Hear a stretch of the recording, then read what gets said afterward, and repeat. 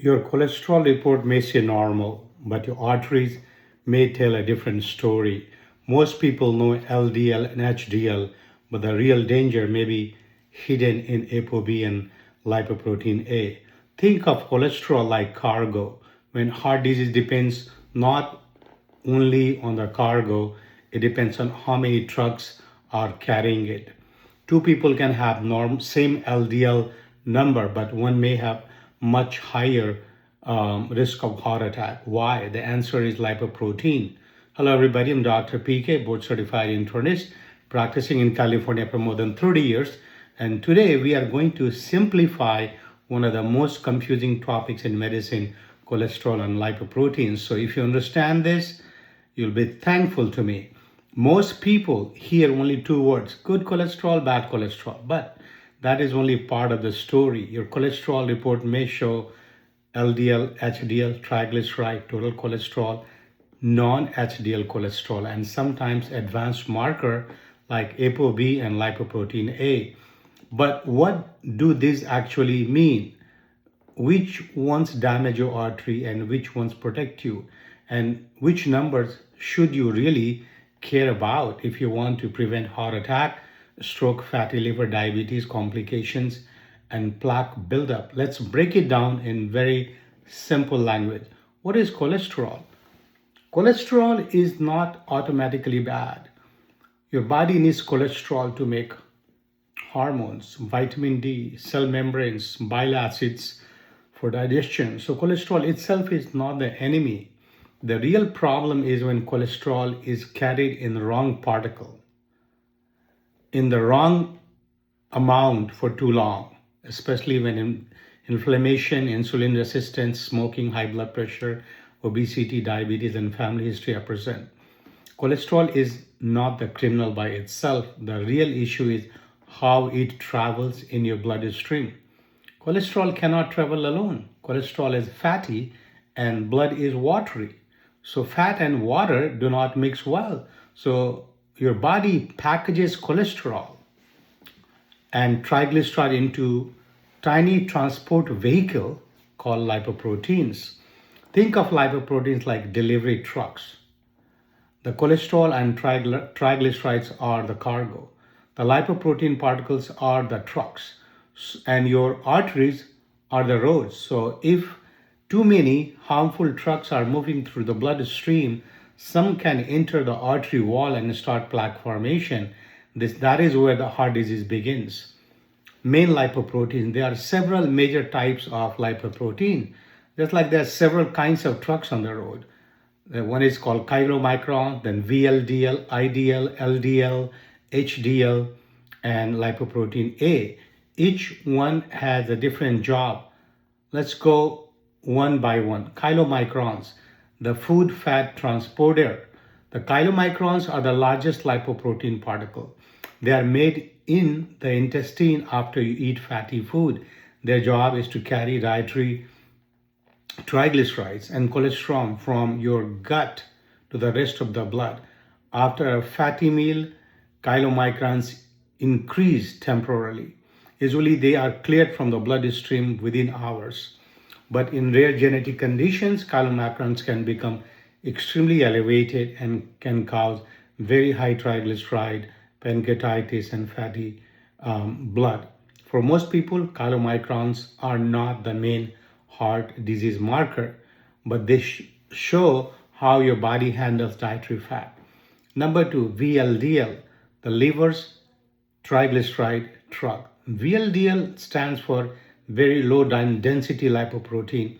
VLDL is made by the liver, and its main job is to carry triglycerides from the liver to muscles and fatty tissue. When someone has insulin resistance, obesity, fatty liver, diabetes, high sugar intake, alcohol excess, high refined carb diet, the liver often makes more VLDL, and this leads to high triglyceride. This is why people with fatty liver often have high triglyceride, low HDL, small dense LDL, high non-HDL cholesterol, and high ApoB. High triglycerides are often not just a fat problem, they are a liver and insulin resistance signal. Ideal is intermediate density lipoprotein. It's the middle particle. It forms when VLDL loses triglyceride. It's a transitional particle between VLDL and LDL. Ideal can also contribute to plaque buildup, especially when remnant cholesterol is elevated. Now, LDL is the famous bad cholesterol. Everybody knows LDL. LDL stands for low density lipoprotein. LDL carries cholesterol from liver to the body. LDL becomes dangerous when there is too much of it, or when LDL particles remain in bloodstream for too long. LDL particles can enter the inner lining of arteries called endothelium. Once inside the arterial wall, LDL can become oxidized or modified, and the immune system reacts. Inflammatory cells come in, foam cells form, and plaque begins. Over years, plaque can grow, narrow the artery, rupture, or can cause heart attack and stroke. That is why LDL is still one of the most important treatment targets in cholesterol management. New ACC/AHA guidelines emphasizes LDL-C and non-HDL-C goals, including LDL-C below 100 for borderline intermediate risk, below 70 for high risk, and below 55 for very high risk patient with established cardiovascular disease. LDL is not dangerous because it floats in the blood. It becomes dangerous when it enters the arterial wall. HDL is good cholesterol, but not a magic shield. HDL stands for high density lipoprotein. HDL helps carry cholesterol away from the arteries and back to the liver. This is why HDL is often called good cholesterol. But here's an important point. HDL is not a magic vacuum cleaner. High HDL number does not always cancel out high LDL or high ApoB or high lipoprotein A or smoking or diabetes, obesity, or inflammation. American Heart Association explains that HDL carries some LDL cholesterol away from arteries, but it does not eliminate LDL completely.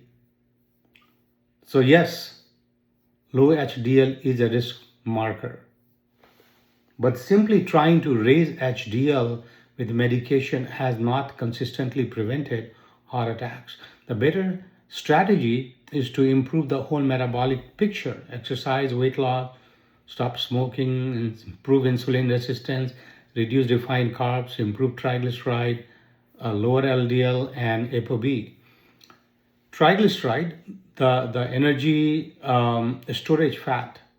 Triglycerides are not cholesterol. They are a type of fat used for energy storage. High triglycerides often happen because of sugar, soda, fruit juice, refined carbs, alcohol, obesity, fatty liver, diabetes, insulin resistance, hypothyroidism, certain medication, and genetics. High triglycerides plus high LDL or low HDL is linked with fatty buildup in arterial walls and higher risk of heart attack and stroke, according to American Heart Association. Very high triglycerides can also increase risk of pancreatitis. So when triglycerides are high, don't just ask how much fat I'm eating. Ask how much sugar is my liver being forced to process. Non-HDL cholesterol, a better simple marker. Non-HDL cholesterol is calculated like this: total cholesterol minus HDL cholesterol. It includes all the cholesterol carried by potentially harmful particles: LDL, VLDL, IDL, remnants, and lipoprotein A. This is why non-HDL cholesterol can be more helpful than LDL alone, especially when triglycerides are high. For many patients with metabolic syndrome, diabetes, fatty liver, or obesity, non-HDL cholesterol gives a better picture of atherogenic cholesterol burden. Now let's talk about ApoB, counting the trucks. Now, this is advanced marker ApoB or apolipoprotein B. Every major plaque forming particle usually carries one ApoB protein that includes LDL, VLDL, IDL, and lipoprotein A. So ApoB estimates the number of harmful particles. Remember the truck analogy? LDL cholesterol measures the cargo. ApoB counts the number of trucks. Two people can have the same LDL cholesterol, but one may have many more LDL particles. That person may have higher ApoB and higher risk. ApoB testing can be especially useful in people with a high triglyceride metabolic syndrome, diabetes, obesity, because LDL, LC may look acceptable while the particle numbers is still high. LDL tells you how much cholesterol is inside the truck. ApoB tells you how many trucks are crashing into your arterial wall. Now moving to lipoprotein A, the genetic risk particle. Lipoprotein is pronounced LP little a, is a special type of LDL-like particle. It's inherited. Lifestyle does not change it much. But lipoprotein A increases the risk of heart attack, stroke, aortic valve stenosis, and premature coronary artery disease. And levels should be, in adult, it should be checked at least once in a lifetime. And level around 125 nanomole per liter or 50 milligram per deciliter and above are considered high risk threshold. Lipoprotein A is important because someone may eat well, exercise, still have inherited cardiovascular risk. I have one patient I'm dealing with currently whose father died when he was 45. If lipoprotein is high, doctors usually become more aggressive, lowering LDL, controlling blood pressure, preventing diabetes, and smoking cessation, and managing all the risk factor. It's like a lipoprotein A is a genetic cholesterol alarm. You may not feel it, but your arteries may still be exposed to higher risk. So how plaque forms? Let's simplify plaque process. Too many ApoB containing particles circulate in the blood. LDL remnants, lipoprotein A particles enter the arterial wall. These particles become trapped, oxidation and inflammation begin. Immune cells enter, become foam cells, fatty streaks form, plaque grows over years, plaque may rupture, clot forms, blood flow is blocked, causing heart attack or stroke. This process is often silent for decades. This is why cholesterol management is not just about today's number, it's about lifelong exposure. Longer LDL, ApoB, and lipoprotein remain high, the higher the cumulative risk. Common cholesterol patterns, high LDL, normal triglyceride. This can happen from genetics, thyroid disease, kidney disease, and saturated fat sensitivity. And treatment usually focuses on LDL lowering. Pattern 2, high triglyceride, low HDL, and a small dense LDL. This pattern is very common with insulin resistance, pre-diabetes, type 2 diabetes, fatty liver, abdominal obesity, high sugar intake, soda and juice intake. This is metabolic syndrome pattern. Here LDL may look extremely high, but ApoB and non-HDL cholesterol may still show increased risk. So, I'm sorry, in this case, LDL may not look extremely high, but that's where the risk comes in. People becomes like, okay, everything is okay, LDL is fine, but you got to look at the ApoB and non-HDL cholesterol. And that's where the risk lies. Now, high lipoprotein A, genetic, family history, early heart disease, stroke, valve disease, lifestyle is still important, but LDL lowering often needs to be very aggressive. Now, pattern 4, very high LDL above 190. This raises concern for familial hypercholesterolemia. These patients may need early and intensive treatment because lifetime cholesterol exposure is high. Treatment, lifestyle first, but not lifestyle only. Treatment depends on total cardiovascular risk that includes age, blood pressure, smoking, diabetes, kidney disease, family history, prior heart attack, stroke, LDL, triglyceride, ApoB, lipoprotein A, coronary calcium score when appropriate. Lifestyle treatment, foundation includes Mediterranean style eating. Mediterranean, that's the only diet has been shown to reduce cardiovascular risk. None other, okay? So I just want to clarify that. More vegetables, more beans, more lentils, nuts, seeds, high fiber foods, oats, barley, psyllium fiber, less sugar, refined carbs. Avoid soda, no fruit juice. Limit alcohol, reduce ultra processed fat. Choose healthy fat, olive oil, avocado, fish, nuts, regular exercise, walking, weight loss if appropriate, better sleep, smoking cessation. For triglyceride, reducing sugar, alcohol, and refined carbs and improving insulin resistance can be very powerful. For LDL, reducing saturated fat, trans fat, and increasing soluble fiber can help.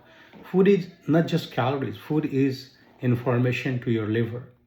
Medical treatment has several kinds. Number one is a statin. Not everybody likes it. Everybody tolerates it. There are lots of wrong information on the internet. So you discuss with your doctor and make a right decision. There's other medication called ezetimibe, reduces cholesterol absorption from the intestine. It's often added when LDL is not at goal and when a statin alone or when a statin dose is limited.